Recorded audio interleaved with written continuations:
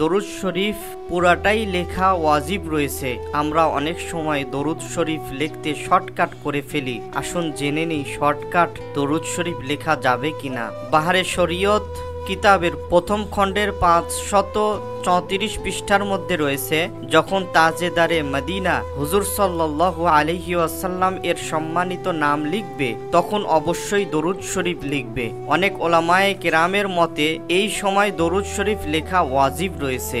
দুররে মুখতার ও রদ্দুল মুহতার কিতাবুস সালাত দ্বিতীয় খণ্ড 281 পৃষ্ঠা। আজকাল অধিকাংশ লোক দরুদ শরীফ এর পরিবর্তে সল আম অথবা আইন মিম অথবা সদ অথবা আইন অথবা বাংলাতে দ লেখে শর্টকাট করে দন্তেশ্ব লেখে শর্টকাট নবীজির উপরে দরুদ লেখেন। এরূপ লেখা একেবারেই নাজায়েজ এবং কঠোরভাবে হারাম রয়েছে। এমনই ভাবে এই কাজ আমরা কখনোই করব না। সল আম এই শর্টকাট যেই ব্যক্তি আবিষ্কার করেছিল তার হাত কাটা হয়েছিল। সাইয়্যিদুনা আল্লামা জালালউদ্দিন সৈয়দী শাফিঈ রহমাতুল্লাহি তাআলা আলাইহি তিনি বলেন, সর্বপ্রথম যে ব্যক্তি নবীজি সাল্লাল্লাহু আলাইহি ওয়াসাল্লামের উপরে দরুদ শরীফের সংক্ষিপ্ত রূপ আবিষ্কার করে শাস্তি স্বরূপ তার হাত কেটে দেওয়া হয়। তাদরিবুর রাবি লিসসুয়ুতি 284 পৃষ্ঠা। আল্লাহু আকবার। কতই না ভালোবাসাপূর্ণ যুগ ছিল।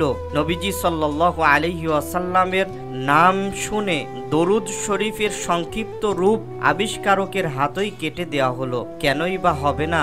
শুধু সম্পদ যে চুরি করে তার হাত কাটা হয়, তবে এই বদনসিব তো সম্পদ নয়, বরং হুজুর সাল্লাল্লাহু আলাইহি ওয়াসাল্লামের মহত্বকে চুরি করার চেষ্টা করেছে। আর যার অন্তরে মোস্তফা জানে রহমত এর মহত্ব বন্ধমূল, সে ভালোভাবেই জানে যে সম্পদ চুরি করা থেকে নবীজি সাল্লাল্লাহু আলাইহি ওয়াসাল্লামের শান চুরি করা আরো বেশি গুরুতর অপরাধ। আর বর্ণিত সাজা তারপরও নগণ্য। কিন্তু আফসোস, আজকাল তো এই চুরির প্রসারতা বেড়েই চলেছে। প্রতিটি কিতাবে, প্রতিটি পুস্তিকায়, প্রতিটি পত্রিকায় সল আম অথবা সদ অথবা দত লেখে অথবা দন্তেশ্ব লেখে সাল্লাল্লাহু আলাইহি ওয়াসাল্লাম এর সংক্ষিপ্ত রূপে ভরে রয়েছে। সবাই এটাই লিখছে। এই পর্যায়ে লেখার মধ্যে সীমাবদ্ধ নয়, বরং এখন তো মুখে বলার সময়ও অনেকে সাল্লাল্লাহু আলাইহি ওয়াসাল্লাম এর পরিবর্তে সল আম বলছে। মনে রাখবেন, সল আম একটি অর্থহীন শব্দ।